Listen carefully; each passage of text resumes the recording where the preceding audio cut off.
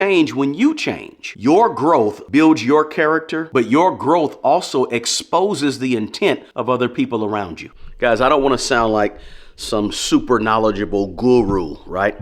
But it took me 50 years to learn what I'm going to share with you in this quick video. And really, these are the things that helped me go from a poor child, poor teenager, poor adult to having a 7-figure net worth today. The first thing is this: your income has little to do with your outcomes. See, just because you make a lot of money, it doesn't mean that you have a lot of money. Because if you don't manage the money that you have, you won't have it. I know people that make 6 figures every year, but they're living paycheck to paycheck. And then I know people that don't make hardly any money every year, but they always seem to have money. See, the amount that you bring in doesn't mean as much as you think it does, because it's not about what you bring in, it's about what you spend. It's not about what you earn, it's about what you decide to burn based on your habits. See, everything that we have and get in this world while we're alive, all those things are simply passing through our hands.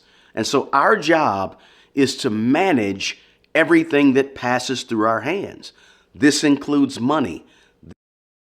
Why is Amazon paying me $600 a day? Because I use Amazon AI.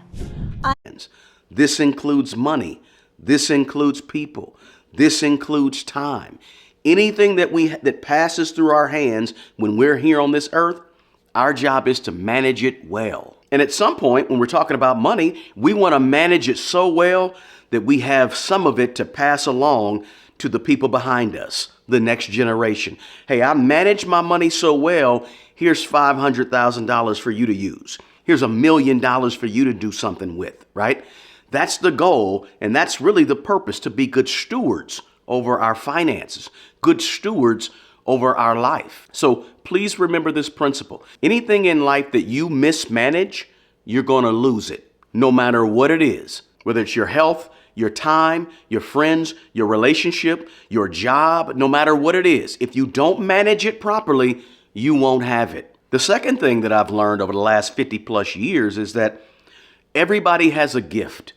Everybody is born with some type of purpose and gift or talent or an assignment that they're supposed to deliver to the people of the world. And oftentimes your gift or your talent or your purpose or your assignment, oftentimes that's not singing and dancing or being an athlete. It could be those things, but it could be all different types of things that we don't think about. And all of us are here for a reason. There's a purpose why you exist on this planet. And when you find out the purpose or whatever your assignment or gift is that you're supposed to deliver to the people of the world, you're going to move different. You're going to be more confident. You're going to smile differently. You're going to interact with people differently. You're going to look different. You're going to wake up different. You're going to go to bed different. And see, your real wealth is somewhere inside of your gift.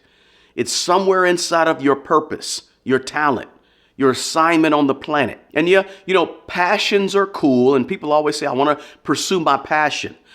But passion is for you. Your purpose and your gift and your talent and your assignment, that is for other people to enjoy. Your assignment and your gift is to benefit others. And here's the kicker. When you're working in your assignment and you're working in your purpose and you're fulfilling and utilizing your gift to help other people and to bring value to other people through your purpose, that's where your real wealth is going to come from, whether it's wealth in money or not in money. And that takes me to another thing that I've learned and I've realized over 50 years is that real wealth is not just money. You can be wealthy in all different types of areas of life. You can be wealthy in a family. You can be wealthy in time. You can be wealthy in love. You can be wealthy in generosity. You can be wealthy in wisdom and common sense, right? You can be wealthy in some type of talent that you have. There's all different types of wealth. Wealth is just not measured by how much money you have, right? Money is not everything. Money is a nice tool. It's a tool, but it's not everything. There's more important things in this life than just money. And you don't have to have a lot of money to enjoy a lot of life. Being smart with money, bro, is knowing that money's not the most important thing. And Money is not the only measure of wealth. Now, another thing that I've learned over the last 50 years is this. You're going to make more money in your lifetime if you deliver more value to more people. Look, you help 100 people, great. You're going to make a nice living perhaps, right? But if you help 100 million people, you're going to make a fortune. Think bigger and deliver more value to more people. If you're watching this video and you've been wondering for a lot of your life, how can I make more money? How can I build more wealth? Here's the key. Take your gift or your assignment or your purpose for being on the planet. Take that and deliver it to 500 million people worldwide. Figure out a way to take that gift and that purpose and that assignment and deliver it to as many people as possible. If you can do that, you'll have more money than you can probably ever spend, and you'll have a measure of wealth, not just from all the money, but from actually helping a lot of people and delivering your purpose and your gift and your assignment to the people of the world. Now, another thing that I learned over 50 years is don't waste time. Time is precious, right? The older you get, the faster time goes by. Part of that is because your spirit somehow understands and knows that your time is running out and mortality is closing in on you the older you get. So things go by quicker or time feels like it goes by faster. So take your time more serious. It's precious. It's very important. And sometimes we kind of blow off our time and we don't think about it until time starts running out, or when we can somehow sense that time is running short. Learn how to value that time when you believe you have plenty of it.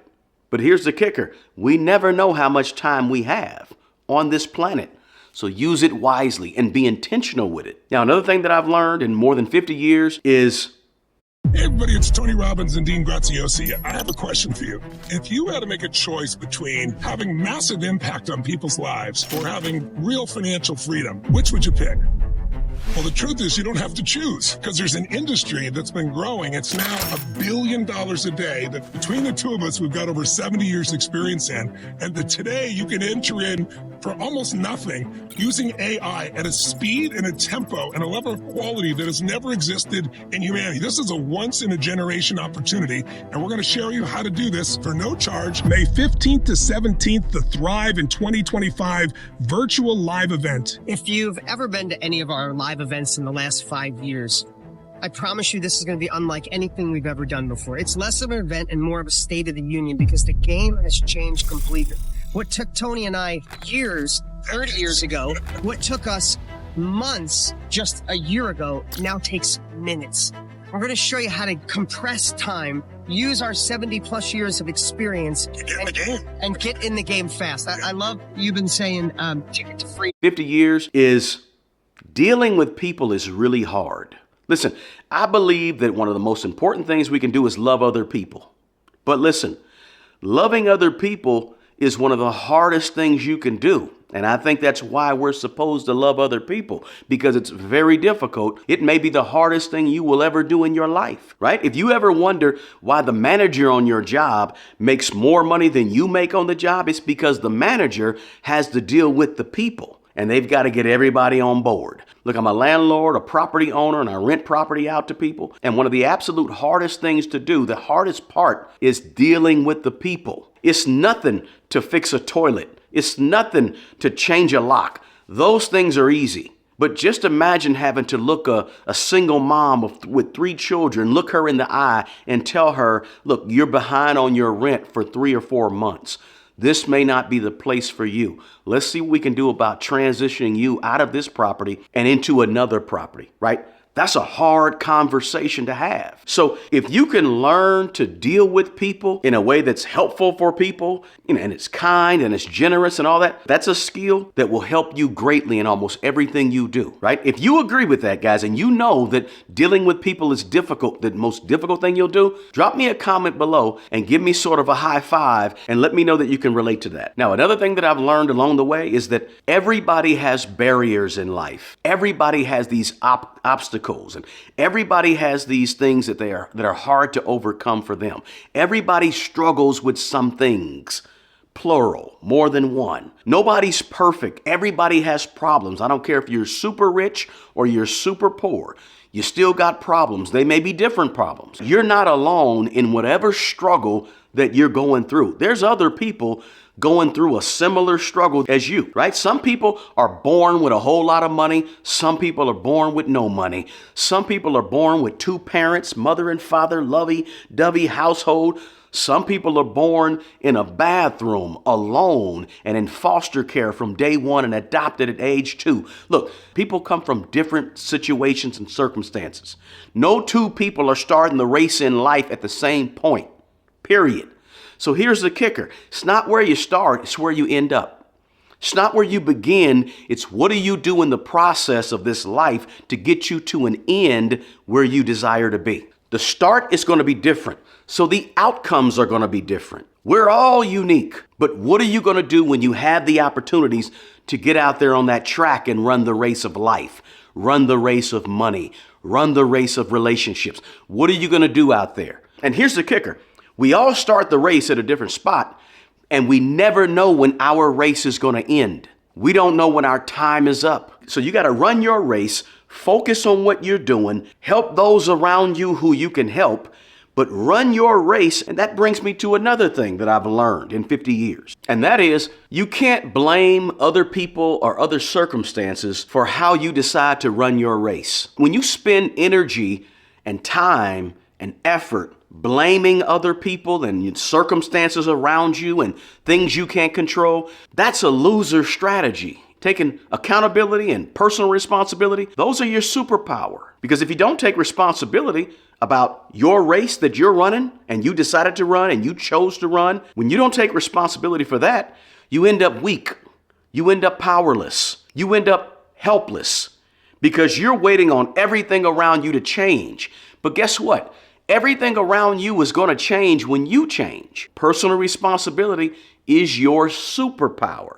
Not taking personal responsibility is your kryptonite, your weakness. Yeah, we can recognize the struggles of things around us and the struggles of people and the circumstances that present themselves in life. We can look at all those things and recognize them, but don't put the blame on them. Look, what happens to you in your life is up to you.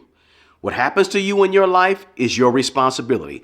It's not a popular thing to say nowadays because nowadays a lot of people are looking to point the finger other places and other circumstances. Capitalism, inflation, the price of everything is going up. Wages are stagnant. The president did this. The city council did that. My mother raised me this way. My father didn't give me this when I was little. And as a teenager, I didn't have that when I was little. And I grew up in this situation. I grew up in that situation. Look, again, everybody starts at a different place.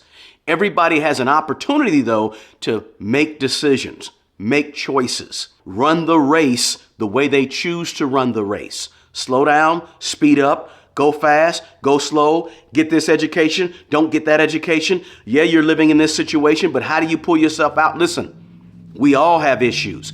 We all have barriers. We all have problems. We all have obstacles. But the energy that you spend blaming other people and looking around to see whose fault it is energy you could have spent on trying to win. Energy you could have